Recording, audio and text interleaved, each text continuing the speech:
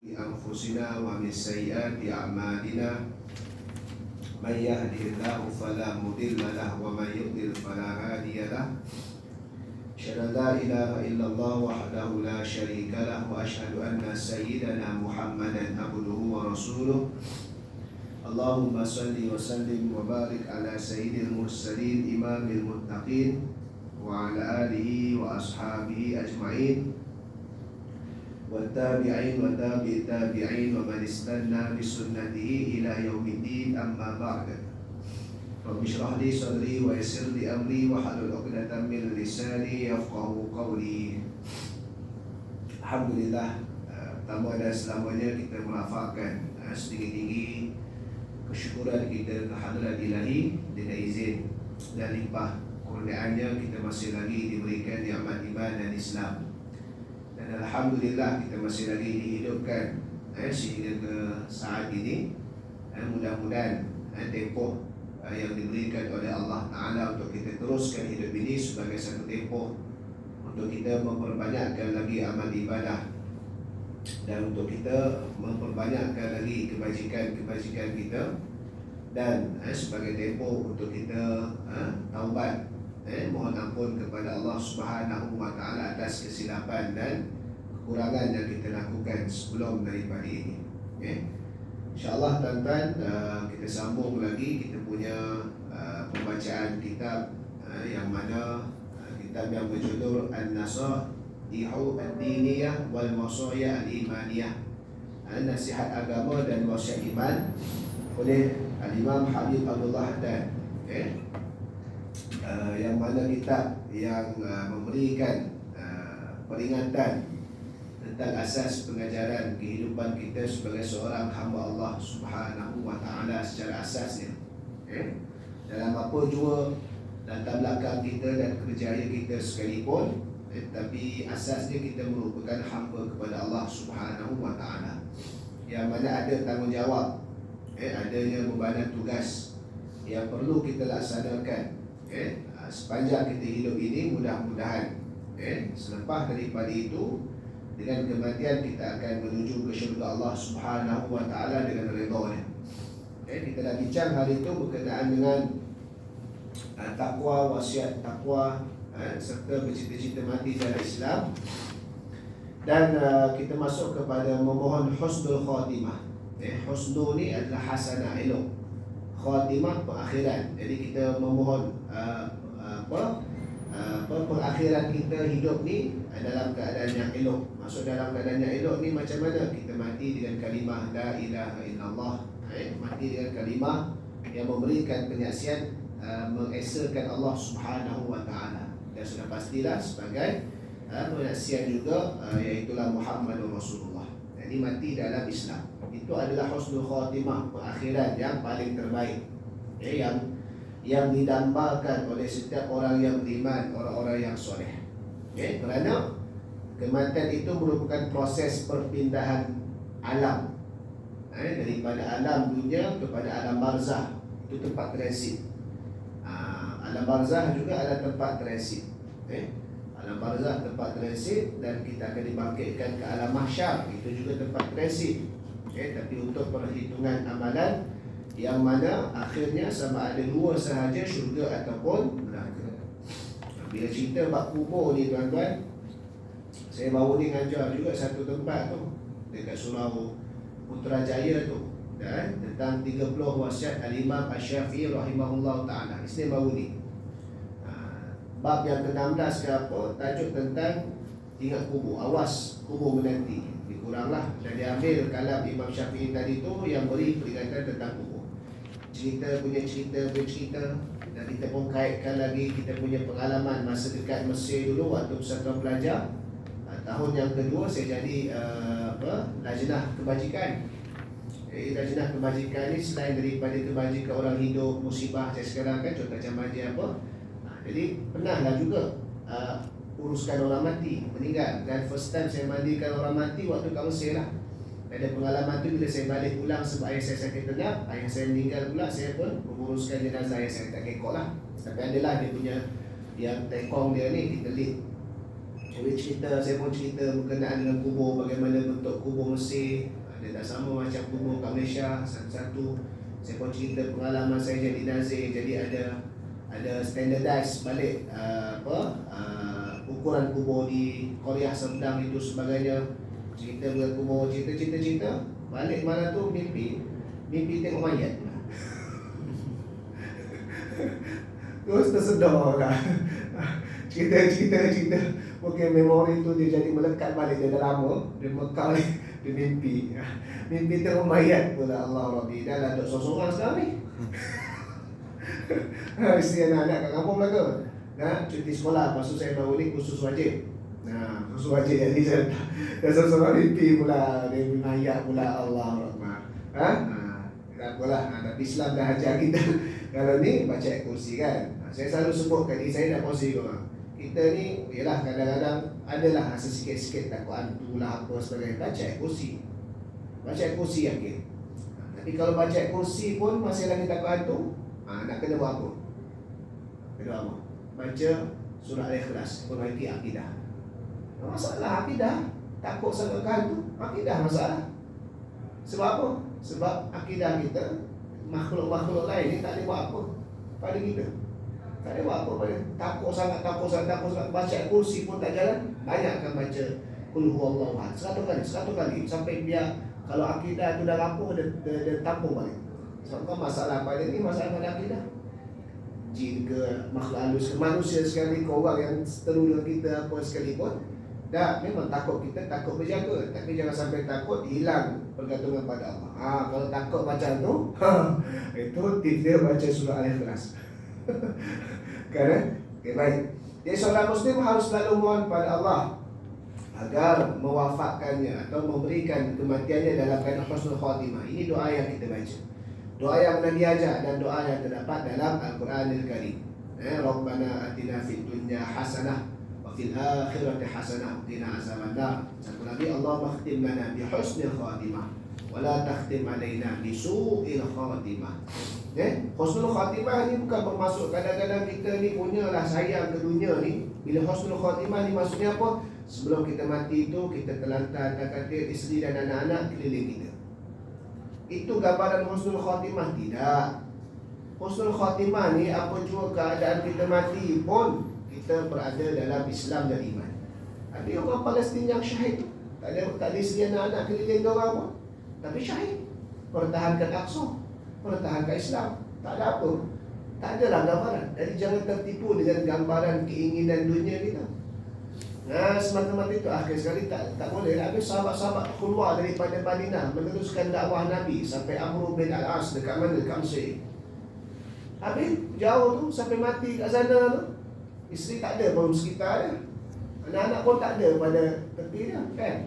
Jadi jangan kita tertipu dengan gambaran dunia tadi itu. Apa jua bentuk sekalipun, tak kisah sama ada memang sakit ke, sama ada kita berjauh ke, sama ada kita kena bunuh dengan musuh yang sebab kita pertahan Islam. Waktu tu kita beriman pada Allah, kita pertahankan Islam, itulah husnul khatimah. Bentuk berbeza-beza. Aduh, orang yang mohon husnul khatimah itu mematahkan tulang belakang pun celaka lah. Bilakah ia mahu membangga-bangga amalan, aku kata dia telah tahu tipu daya itu. Kadang-kadang syaitan ni dia nak suruh kita terpedaya. Akhir sekali kejayaan syaitan apabila anak cucu Nabi Adam tadi itu pengakhiran hidupnya dalam keadaan su'ul khatimah. Dan kalau orang soleh akhir sekali jadi orang yang fajir, orang yang buat jahat. Kalau orang Islam akhir sekali surat 20. Surat 20 atas tu. Jadi apa namanya, orang yang beriman na'udzubillah min zalik keluar jadi kafir. Orang yang husnul khatimah dah bukan Islam masuk Islam. Yang tak apa-apa molek jadi molek. Itu yang kita nak. Hendaklah anda memperbanyakkan mengucap kepujian dan kesyukuran kepada Allah atas nikmat Islam. Kita alhamdulillah dari Islam. Islam dengan keturunan, dan kita teruskan Islam kita tadi itu dengan keilmuan dan sebagainya. Ucap alhamdulillah banyak. Sebab nikmat Islam itu adalah setinggi-tinggi nikmat dan sebesar-besarnya. Nikmat yang besar adalah nikmat hidup. Nikmatul ijab, kita hidup. Ini besar sebab dengan sebab kita diberikan hidup oleh Allah, Kita boleh rasa macam-macam nikmat di dunia ni. Makan, minum, pasangan, berjalan, shopping, apa sebagainya. Sebab asbab kita hidup. Tapi nikmat besar itu dia takkan sempurna melainkan ada nikmat Islam, nikmatul irsyad.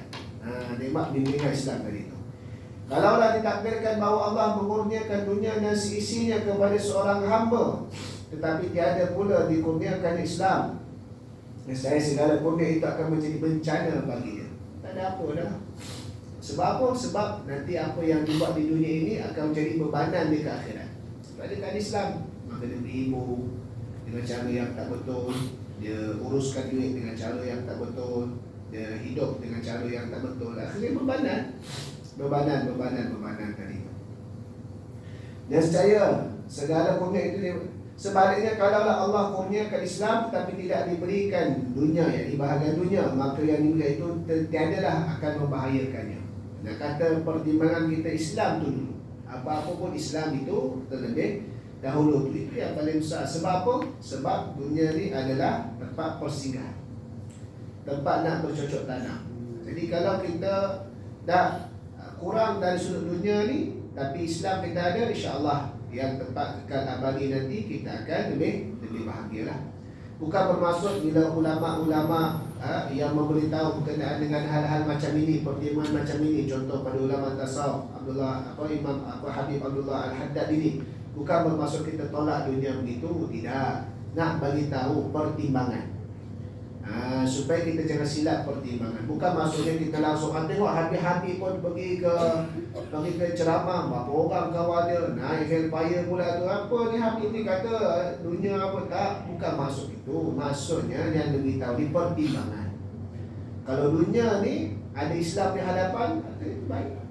Tapi kalau dunia ni Islam langsung tak ada apa. Ini dah kata pertimbangan. Cara pertimbangan tadi itulah. Bukan bermaksud kita suruh buang dunia, tapi letak dunia di depan dulu. Kemudian barulah selepas itu kita uruskan dunia ini dengan panduan Islam. Sebab orang yang pertama tadi, jika mati tempatnya di neraka, yang tak ada Islam. Nauzubillah min dzalik. Tempat neraka. Kita sekarang ni mungkinlah kita tak rasa dah kita berada di dunia, yang kita nampak ni dunia, jadi kita rasa dunia lah segala-galanya hebat. Walhal kita akan melalui lagi tempat yang akan datang. Dah, syurga neraka nanti. Manakala orang yang kedua, jika mati tempatnya di syurga. Bahkan ada satu hadis Nabi SAW yang bermaksud rahmat aku di dunia ini satu je, satu daripada 100. Yang ni semua dapat. Islam dapat, kafir dapat. Allah sayang punya makhluk dia.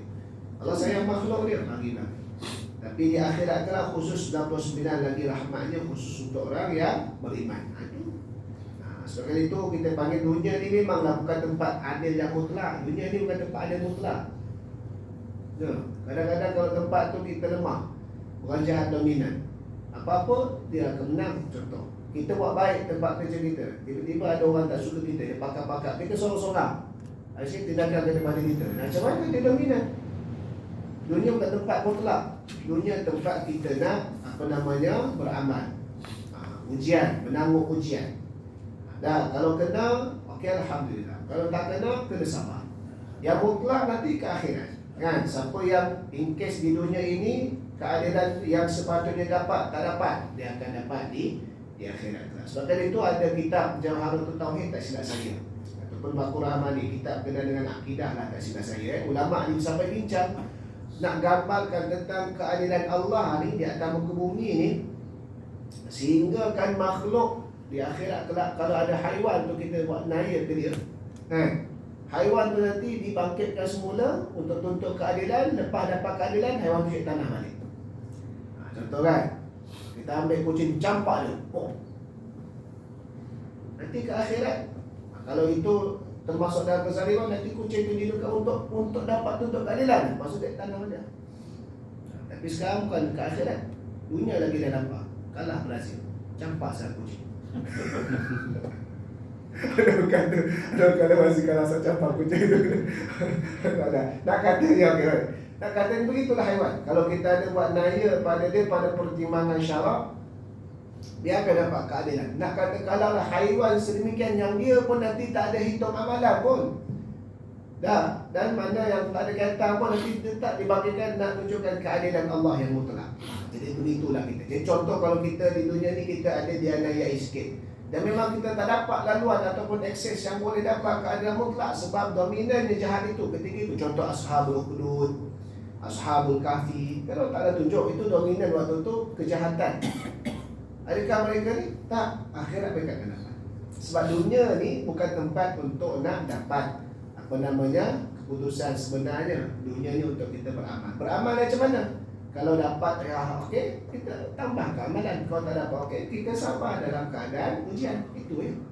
Kan? Jadi begitu. Sebab apa? Sebab Islam tadi itu adalah yang utama untuk jadi bekal sampai kita mati. Oleh itu hendaklah anda sentiasa merasa takut dan gerun akan su'ul khatimah. Rasa takut dan gerun. Su'ul khatimah, nerakalah, na'udzubillahi min zalik. Permulaan nak tahu baik ataupun tidak, iaitulah pada alam barzah. Kalau alam barzah okey, insya-Allah okey. Kalau alam barzah tak okey, nampak gayanya tak okey, tapi atas izin Allah. Kenapa saya sebut tetapi atas izin Allah? Kerana di mahsyar pula rahmat Allah sangat hebat.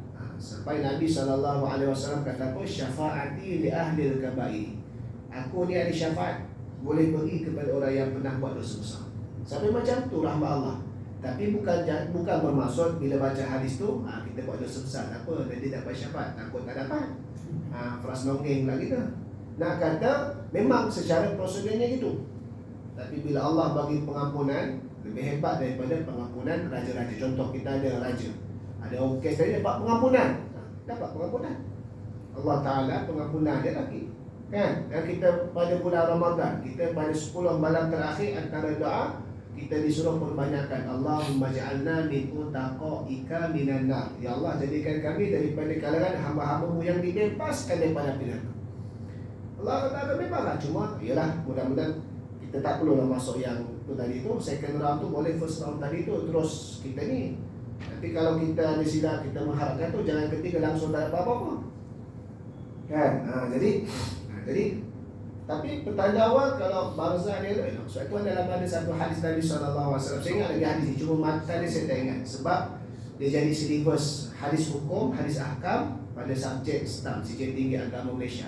Saya dulu dia syarat kalau nak sambung macam ni, UU yang Timur Tengah ni dia kena ada STAM lah. Dulu saya tak pastilah silibus dah bertukar apa sebab bila punya kan 2005 atau 2004 dah 2005 STAM macam ni. Hadis tu saya ingat lagi sebab memang kena hafal. Subjek STAM ni, subjek agama ni banyak kena hafal lah selain daripada kita main. Asalnya hafal. Dia cerita orang mati ni, kita tak dengar lah. Orang dah mati, dia cerita hadis Nabi sallallahu alaihi wasallam. Dia cerita orang dah mati ni, bila dia mati, orang yang baik tu cepat kebumikan aku, cepat kebumikan aku. Dia kata. Dan kita duk simpan lagi, sayang, sedih. Dia minta cepat dah. Tolong sayangnya lah nak tengok. Kalau sayang, kau mungkin kata sebab apa? Dia nak dapat dah. Yang kita doa tu orang datang dari yang terjinan. Kita tahan pula dia. Dia minta aku nak rosak, aku nak cepat aku. Nak dapat dah nikmat. Kita tahan dia, sayang. Sayang ke seseorang bukan kita tahan dia buat momia tadi. Tahan dia, ya. Dia pergi cepat dapat nikmat Allah tu, sayang ke dia. Kan? Melainkan kalau kes-kes yang terpaksa tanpa ada prosedur apa sebagainya lah, lain cerita. Tapi kalau orang jahat ni, dalam hadis tu cerita Nabi SAW beritahu jangan macam tu. Kita tak dengar lah, kita dengar melari pula kita. Tapi bukan bermaksud kalau orang jahat macam tu kita tak tanam dia tak kena azab, tetap juga azab dia. Kan? Jadi nak katanya dalam bangsa tu dah dapat terus dah nikmat tadi tu, tanda-tanda awal. Kita tengok kubur ni sama je zahir kubur ni. Pandangan kita ni, zahir kubur pandangan kita ni sama je. Yang lahatnya seperti itu. Tapi bagi mereka berpindah alam barzah, lain dah. Nikmat. Nak tahu nikmat macam ni kita pun tak tahu, kena mati dulu.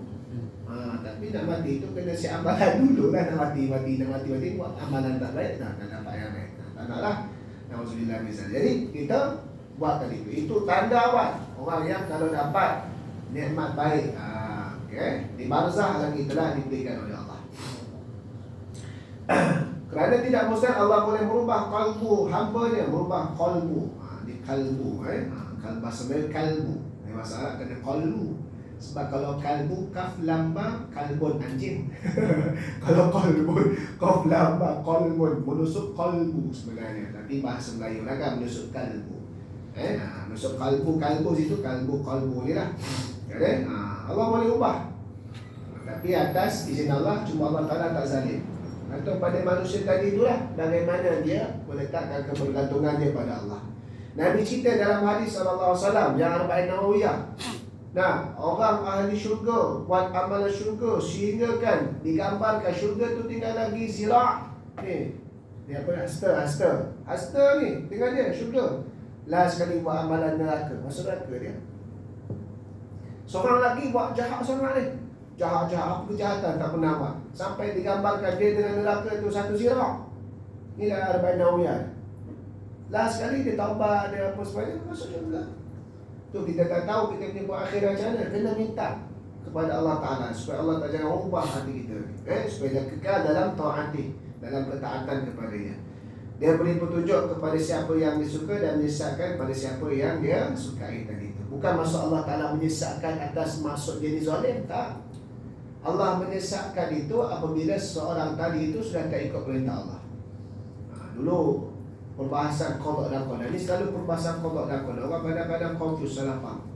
Kalau Allah Ta'ala Maha Kuasa, kenapa tak jadikan manusia ni semua Islam? Kan? Kata manusia ni buat keputusannya pada Allah.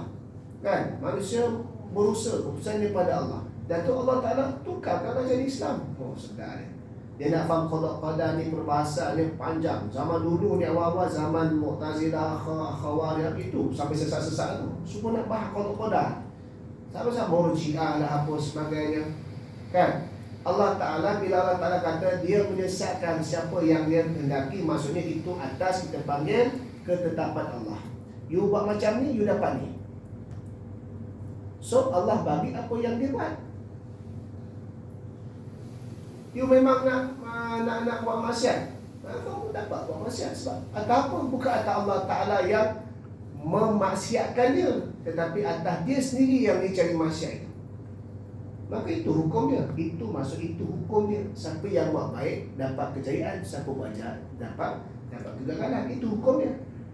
Tak boleh salahkan Allah. Allah Ta'ala itu atas keputusan dia. Keputusan berdasarkan kepada apa yang sebabkan itu kemahuan manusia bercanggah dengan kemahuan Allah, maka disitulah yang menjadikan dia itu dihukum. Kemahuan dia. Allah Ta'ala nak mahu manusia ni semua patuh pada dia. Sebab apa? Sebab dia ciptakan manusia, dia hantar Rasul, dia bagi kitab. Kalau kita umat-umat ada Rasul lagi, ada Quran lagi. Kenapa Allah Ta'ala hantar Rasul? Sebab nak suruh manusia ni masuk Islam. Tak. Tapi kenapa yang Abu Lahab tu lawan Islam, lawan Rasul? Tak. Maka kehendak dia tadi tu tak menurut kehendak Allah, maka hukum dia siapa tahu kehendak Allah dia sesat. Itu hukum. Bila Allah Ta'ala dia bagi redha, dia bagi sesat pada apa, bukan maksud Allah Ta'ala tu zalim. Maksudnya itu hukumannya. Yang kita kena perbagi adalah diri kita tadi. Itu cara dia.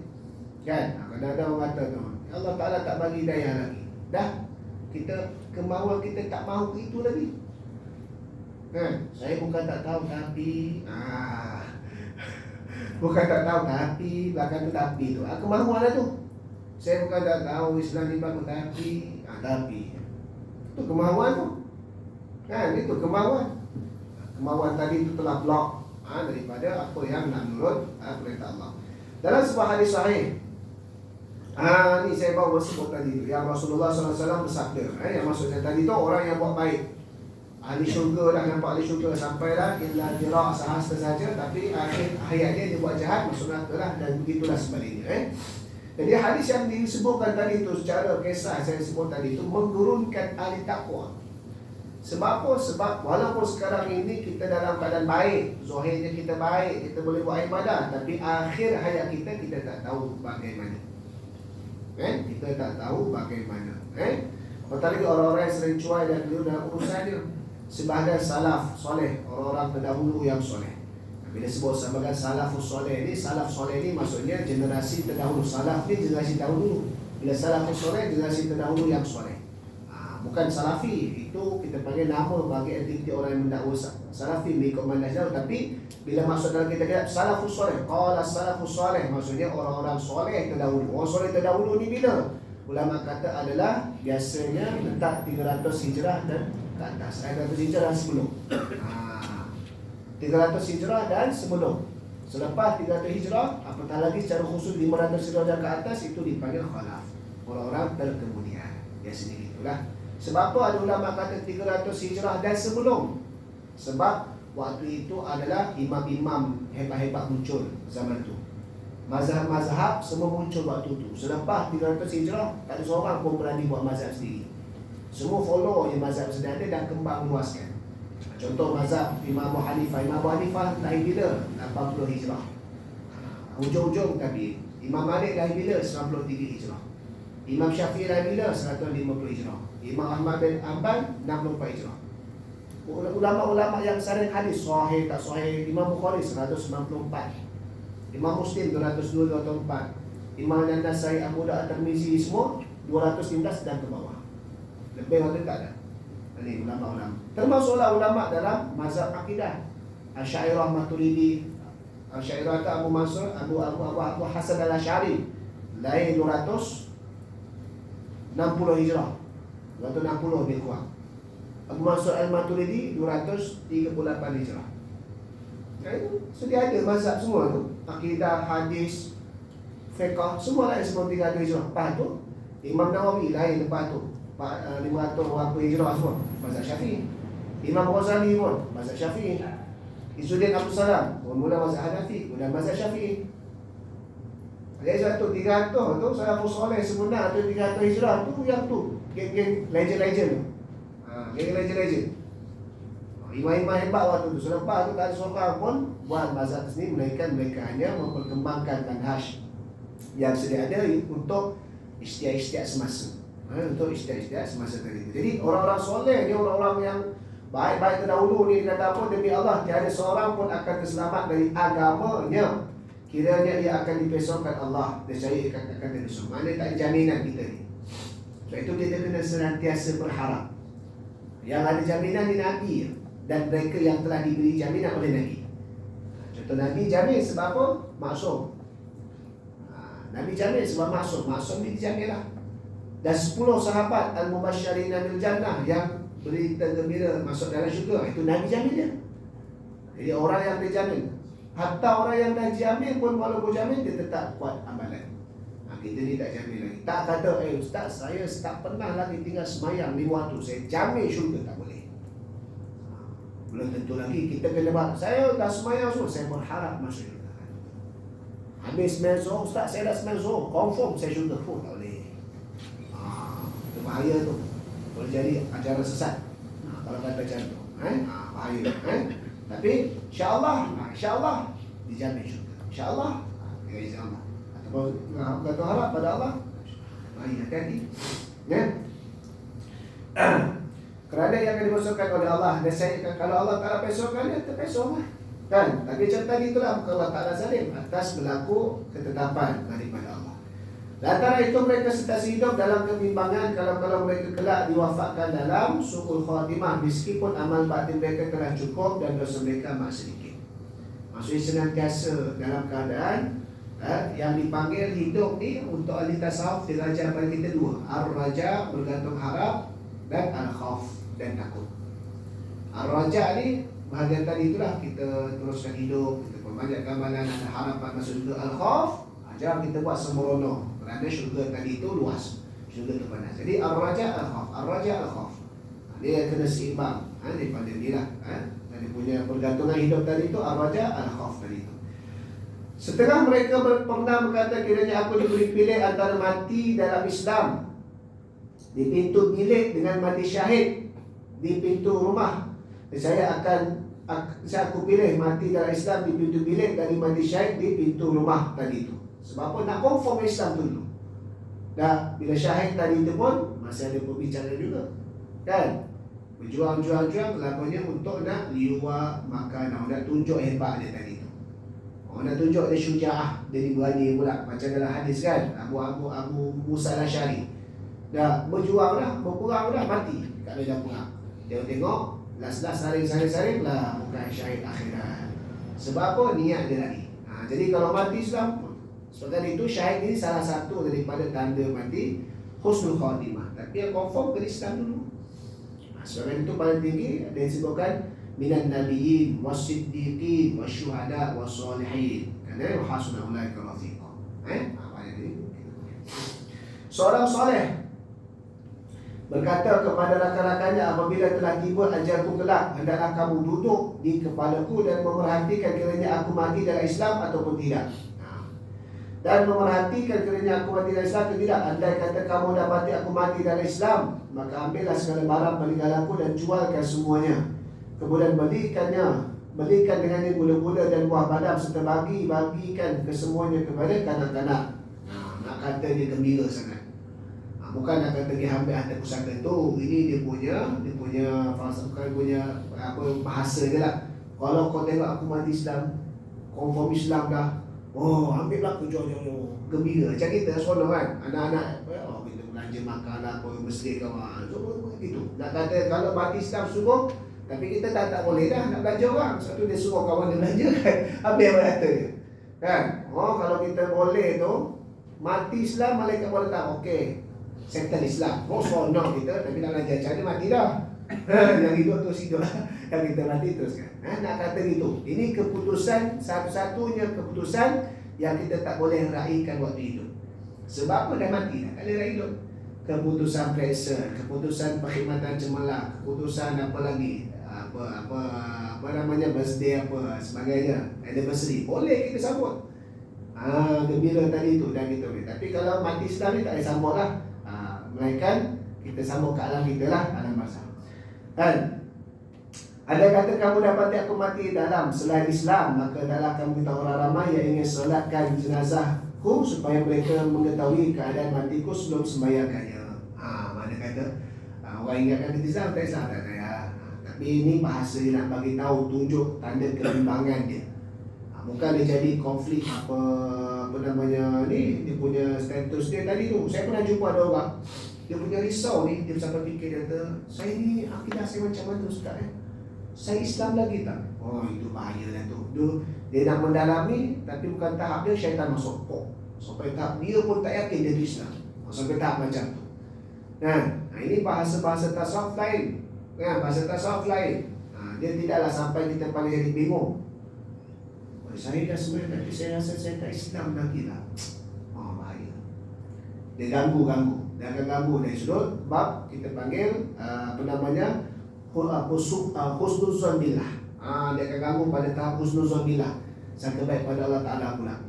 Itu bahaya benar. Maksudnya kadang itu yang dipanggil dalam gilisim lah apa sebagainya, dia belum sesuai lagi. Bukan tahap dia, bukan bidang dia. Macam tuan-tuan lah kan, macam saya di khusus pengundi, saya bukan bidang pendidikan, saya bidang syariah. Tapi kita kena belajar dia punya cara pengajaran pendidikan. Jadi apa yang berlaku, slot tu berlaku sebab bukan bidang saya. Dia pula mengajar mendalam. Apa yang berlaku menguap lah. So bukan bidang saya. Macam kalau saya mengajar bahasa saya, bahasa usul yang bukan kata lah, menguap kan. Kalau tak tahu mengajar bidang tuan-tuan lain, bukan yang satu. Saya menguap. Ada orang kadang-kadang dia suka, kadang-kadang bab tasawuf ni dia suka. Sebab basic tasawuf ni kita ajar benda baik, hati, sifat mahmudah, jauh sifat luar. Tapi dia dalam bukan lagi, dia tak ikut dia punya level dia punya hierarki dia. Dia itu jadi akhir saya gitu. Menghadap. Saya pernah jumpa, saya kata banyak kau husnul zon billah, dah semayang dah, tapi dia rasa tak sah semayang. Tak sah semayang tu dia rasa. Kalau tak sempurna semayang tu lain cerita. Tu kena beza tu. Allah. Tapi kita bila kita motivate dia, kan? Kita motivate dia dan block sikit. Susah juga. Itu bahaya hati-hati. Jadi begitulah juga. Tapi jangan pula kita sempoi sangat.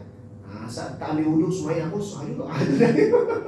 Jangan sempoi sangat tu. Kita ada disiplin dia. Kan? Tapi disiplin dia tadi tu biar betul-betul tadi tu. Jadi orang-orang yang tasawuf ni bahasanya tadi itu adalah bahasa yang menunjukkan akan dia punya perasaan, tidaklah sampai kepada dia punya pegangan tadi itu sampai rosak. Contoh dia kata kalau aku mati dalam muka Islam, tak sampai maksud bahasa nak tunjukkan kerisauan. Kerisauan dia tadi itu. Bukan selalunya kalau ada ahli tasawuf ni dia kalam dia dipanggil kalam majazi dalam kiasan. Macam Imam Al-Ghazali dia pernah sebut dia tak makan berapa bulan. Dan satu kita apa saya tak ingat. Jadi yang pertama boleh berlaku atas izin Allah karamah, itu utamalah. Tapi untuk awam kita faham macam ni, itu bahasa kiasan. Sebab apa? Sebab Nabi pun makan. Nabi pernah tegur sahabat nak puasa tak nak buka-buka. Nabi tegur kan? Nabi tegur. Jadi bahasa kiasan. Bahasa kiasan tu makan tu macam tak semakan. Sebab bimbang. Contoh macam kita makan apa tu? Tengok cerita bola kemana kunci. Tak asal tak penuh. Tak asal kena pula waktu siapa punya konferans. 2-0 kena tiba. Tak asal. Masa balik bila waktu dah sambung. Puasa. Lain. Feel. Dia cakap kata feel, bukan atas pada hakikat. Tu lain. Jadi itulah. Dia kena faham tadi tu. Dia tak boleh bercanggah dengan syarak, tak boleh bercanggah dengan sunnah Nabi SAW. Adapun dari sudut adat itu boleh berlaku. Tapi pada syarak sebagainya tak boleh. Jadi kalau berlaku macam tu, kita perlu faham daripada konteks yang benar. Maka kalam tadi tu ada kalam hakiki atau kalam majazi dan sebagainya. Jadi itu adalah level mereka. Level mereka tadi tu. Kalau kita belum level yang dah tadi bimbang. Macam tadi tu dia akan berlaku waswas. Syaitan masuk. Saya sebenarnya tak sah. Kan? Saya sebenarnya tak sah. Saya punya akidah ni tak betul lagi ni. Tu sedangkan tengah baca Quran tu macam-macam. Ustaz, saya punya akidah tak betul. Dia tak baca Quran dia lagi asal. Kau yang baca Quran aku rasa dia tak betul. Aku lah dia.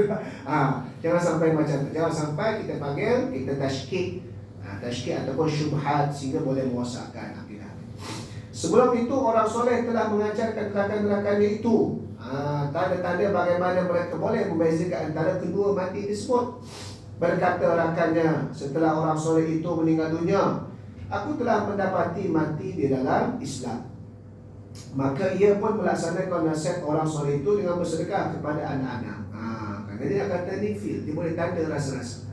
Kan? Ini orang-orang soleh lah yang kita panggil, diberikan oleh Allah Ta'ala ada something gifted yang tertentu lah. Cerita-cerita yang sama dalam umur ini memang banyak sekali dan sudah pun termasyhur jadi banyak. Kadang-kadang bila orang tu dah meninggal baru kita perasan rupanya dah ada tanda-tanda dah. Kan? Dah ada tanda-tanda dah. Tanda-tanda tu orang soleh ni baik-baik belaka lah. Kan? Ada tanda-tanda dah. Antaranya baru pasal waktu hidup tak rasa dah. Sebab benda tu belum lagi appear, kalau belum lagi muncul, kita tak tahu. Kan? Patut dia selesaikan semua hutang dia. Sebelum ni lihat sangat bayar hutang. Tiba-tiba rajin pula bayar hutang. Cepat. Ini tanda mati kan macam tu.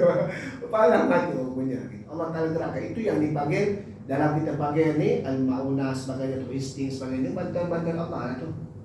Tanda Allah nak dorong dia ke arah kebaikan tadi tu. Kan? Jadi ini benda-benda yang kita panggil tak lain dan tak bukan mesti bermula dengan niat kita tadi itu dan juga kita sentiasa mengharap husnul khatimah. Pada doa banyak-banyak, Allah makhtim lana bi husnul khatimah wa la takhtim alaina bi su'il khatimah. Ini doa yang memang basic. Memang basic. Sampai kalau ulama kata tak baca doa lain pun tak apa dah. Bukan maksud doa lain itu tak penting. Tapi selalu yang kita minta ni doa bab kat dunia saja. Kan? Ya Allah bagilah sihat tubuh badan. Sihat tubuh badan mana? Dunia. Ya Allah bagilah aku dapat jodoh. Jodoh mana? Dunia. Ya Allah bagilah anak berjaya. Mana? Dunia. Jadi bukan tak penting, boleh, tak ada masalah. Tapi yang menunjukkan pertimbangan tadi tu ni. Allah makhtim lana bi husnil khatimah. Nikmat-nikmat tadi tu, tapi kalau akhir tak husnul khatimah tak jadi apa. Itu dia kata kalau doa dengan ni saja pun padan dah. Sebab itulah segala-galanya. Kan? Bukan nak kata doa lain itu tak penting, tapi nak beritahu tentang besarnya husnul khatimah tadi itu. Wallahu a'lam. Nanti insya-Allah kita akan masuk pula tentang su'ul khatimah sebagaimana yang disebutkan. Jadi mudah-mudahan apa yang kita bincang ini mendapat manfaat dan memberikan keinsafan kepada kita semua. Apa yang baik itu datang daripada Allah, yang silap yang kurang itu datang daripada kelemahan saya. Qul qouli hadza wa astaghfirullahalazim li wa lakum. Wassalamualaikum warahmatullahi taala wabarakatuh.